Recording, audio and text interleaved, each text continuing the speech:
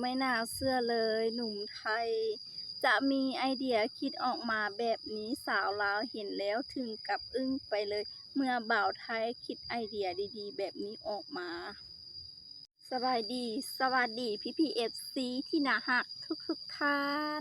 ยินดีต้อนรับเข้าสู่ช่องกิจเกียวสาวลาว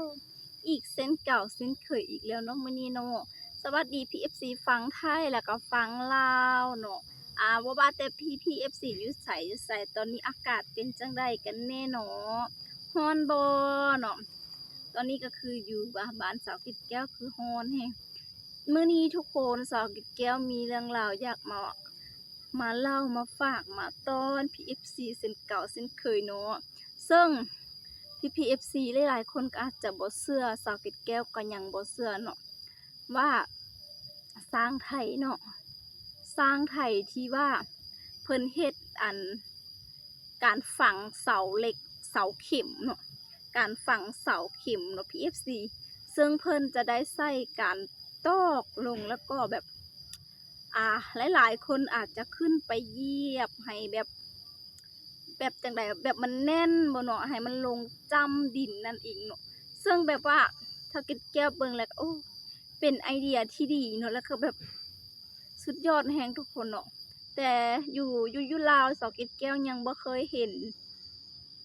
การตอกเสาเข็มแบบนี้จักเทื่อเนาะหากก็มาเห็นคลิปนี้จนงงทุกคนการที่เพิ่นตอกเสาเข็มนี่แบบว่ามันจะมีความมาตรฐานบ่กว่าบ่หรือว่าจังใดเนาะPFC บ่เชื่อแน่ๆเนาะว่าการตอกเสาเข็มนี้จะมีอยู่จริงแม่นบ่เดี๋ยวสาวกิจแก้วจะพา PFC ไปเบิ่งเนาะมื้อนี้สาวเกดแก้วมีคลิปให้พี่ FC ได้รับได้ชมเนาะเดี๋ยวไปรับชมคลิปของเพิ่นได้เลยต้องขออนุญาตเนาะที่ว่าเอาคลิปของเพิ่นไปเผยแพร่ไปหลีกสั้นนั่นเองเนาะสาวเกดแก้วก็เอามาจากหลายหลายแนวเนาะเดี๋ยวบ่เว้ายาวเนาะ PFC เดี๋ยวไปรับชมคลิปพร้อมกับสาวเกดแก้วเลยเนาะไปกันเลย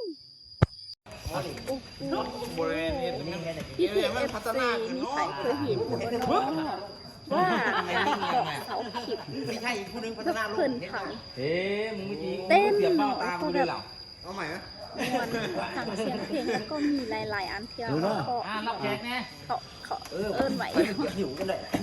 เกี่ยวกับปดจื้อซื่อเนาะ ไปแล้วเสริม ก็คือแบบสุดยอด เอาแบบจังหวะเมื่อวานนี้ไหม เพิ่นขึ้น เสียงวานอ่ะ หลายๆคนไปเหยียบลง ตึง โอ้ เอาไป PFC ขึ้นแบบติดเลยเนาะแบบหลายๆคนขึ้นไปที่ด้านลงแล้ว PFC แล้วแบบก็มีความม่วนซื่นอีกทางร้องเพลงทางเต้นไปพร้อมก็มีคนนุ่มอีกค่ะว่าน้ำหนักบ่พอก็จะแบบว่าขึ้นเพิ่มอีกเนาะประมาณนี้เนาะ PFC ไอ้ทรงนี่ทรงอยู่นี่เอาอีกนี่ทรงอยู่นี่นะทรงคนที่มีหูเห็นมือไหมนี่เห็นมือไหม ก็มีความม่วนเนาะเต้นไปพร้อมทำงานแบบใดให้แบบโอ้ง่ายเนาะก็คืออันนี้แท้ๆเป็นจังไรกันแน่เนาะพี่เอฟซีได้รับได้สบน้ำกันแล้วก็คือแบบว่าเพิ่นจะขึ้นหลายๆคนเนาะแล้วก็จะเอาดินเอาเหล็กหันตอกลงหรือว่าเอาไม้มามัดมายองเอาไม้มามัดมายองแล้วก็พากันขึ้นเนาะแล้วก็ขึ้นก็เป็นความม่วนสุดอีกทั้งร้องเพลงทั้งเต้นไปพร้อมเนาะ สาวเกดแก้วเห็นแล้วโอ้โหคือแบบไอเดียสุดยอดแฮงเนาะเต้นไปแล้วก็โยกเพื่อจะให้เสาเหล็กเข็มนั้นลงนั่นเองถ้าหากว่าเสาเหล็กลงแล้วก็แบบแหงบ่พอเนาะจะคนทั้งลุ่มกว่าจะขึ้นเนาะ PPFC จะขึ้นเพิ่มสมมุติว่าเหล็กมันบ่ลงเนาะเขาก็แบบหลายคนอยู่เลยเนาะเฮ็ดเวียกแบบใดให้บ่ม่วนให้บ่เมื่อยก็คือแบบคลิปนี้แล้วเนาะ PPFC คือแบบพาเดียวเอาอย่างก็มาเคาะพร้อมเนาะแล้วก็เต้นไปพร้อมฟังเพลงไปพร้อมร้องเพลงไปพร้อมเนาะ ก็ม่วนอีกแบบหนึ่งใน PPFC เนาะ สุดยอดไอเดียของคนไทยเนาะ PPFC แล้วก็แบบเพิ่นก็มีหลายแบบเนาะหลาย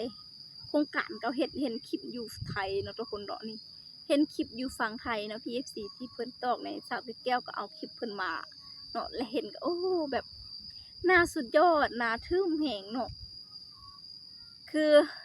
หาก็เคยเห็นว่าซันซะเนาะสาวเกล็ดแก้วหาก็เคยเห็นมื้อนี้ PPFC การตอกเสาเข็มแบบนี้ เห็นแล้วก็โอ้เป็นตะม่วน เนาะ PFC เนาะแบบอันตอกเสาเข็มเอ็ดเฮือนนี้แบบมันจะแข็งแรงกว่าแบบอันใดบ่เนาะ PFC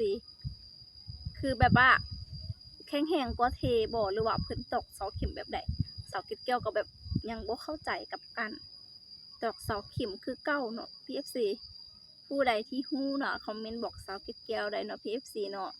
สำหรับมื้อนี้สาวเก็บแก้วก็จะได้ขอลาไปก่อนเด้อ PFC แล้วก็ฝากเป็นกำลังใจให้สาวเก็บแก้วฝากกดไลค์กดติ๊งๆเผื่อบ่พลาดคลิปในต่อๆไปนั่นเองนะสำหรับมื้อนี้จะได้ขอลาไปก่อนเด้อ